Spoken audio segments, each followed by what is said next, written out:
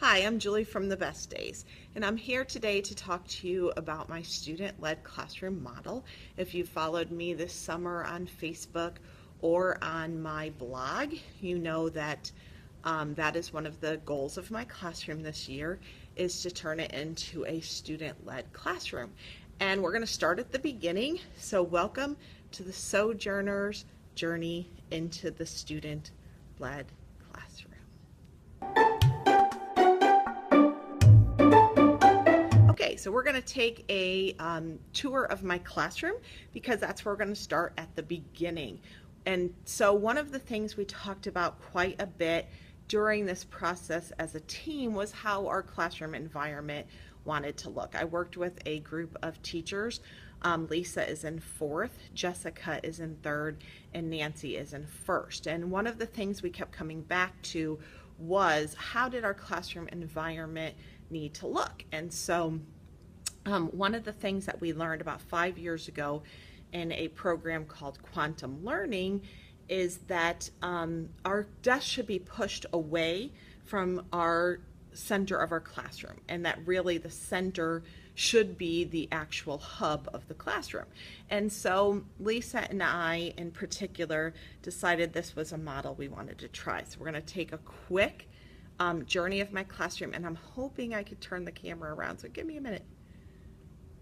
Nope, it is not going to let me. So I'm going to turn this around so you can then see what we're doing. So we're going to start first. It was going to be a little harder than I thought.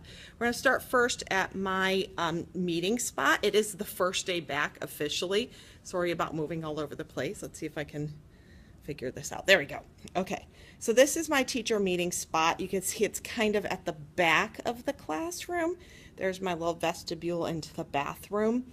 And then we're going to move along because students should not be in the front. Kind of everything shouldn't be facing to the front. Here is my first desk group. And you can see we've moved in a circle. That table back there will hopefully be a standing table. We move around to our second set of tables. There's my third.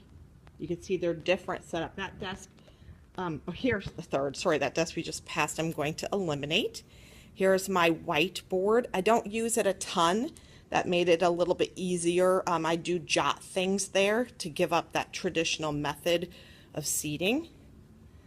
There's my 4th table group with my library. My final 5th table group, there is my student, or teacher desk rather, my student meeting spot. I don't use that big desk that you saw. And then back. So you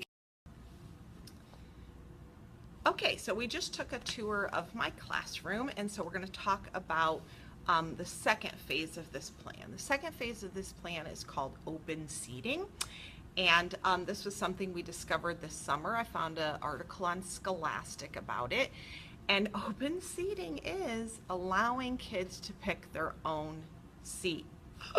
Right? Everybody gasped, but really this woman that shared really had a concrete plan.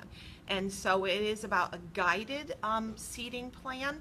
And so Lisa and I talked quite a bit about what we wanted, and we sat down and brainstormed some easy to use posters to get us started.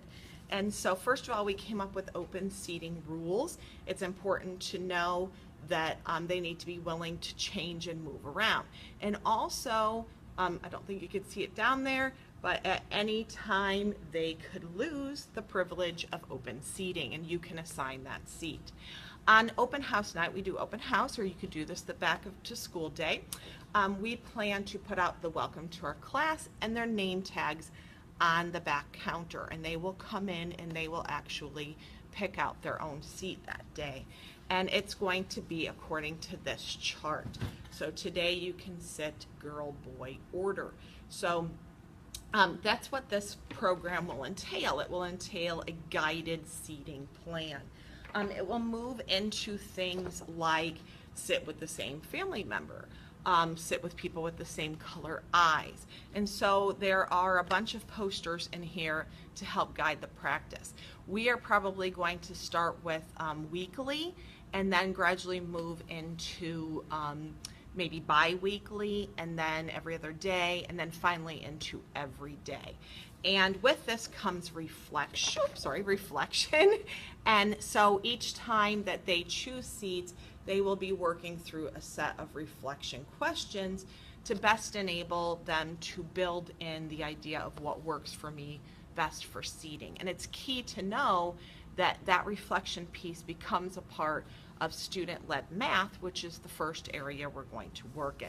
It also comes with some open systems like your favorite subject, which comes with these cute little table tents that you would put on each section. Students can pull desks out during the day, so say they want to sit alone, they can pull their desk out. It also incorporates flexible seating. As you can see, this is different from flexible seating, where they could go during work time and sit on the floor and work.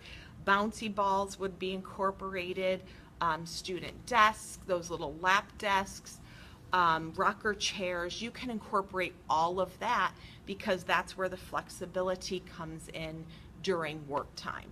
And so this is a really awesome opportunity to learn about who they are as students, being a student of themselves. And so you can find this product over at my store, The Best Days, and please come back to my Sojourner's Journey into Student-Led Learning. You can follow me on Facebook because I'll be posting it there. And I'm really looking forward to going through this journey and sharing my experiences. So join me at my store, The Best Days, Facebook. I have YouTube, and I'm looking forward to this. And may all your days in your classroom be the best.